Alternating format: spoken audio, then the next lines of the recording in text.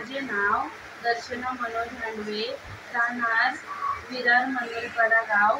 मला संधिवाताचा खूप त्रास होता. माझे गुडघे दुखायचे, पाय, सूज वगैरे खूप होती.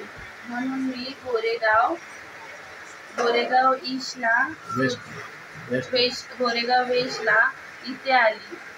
मला सुरेश आयरे ह्या डॉक्टरांनी जीवन संजीवनी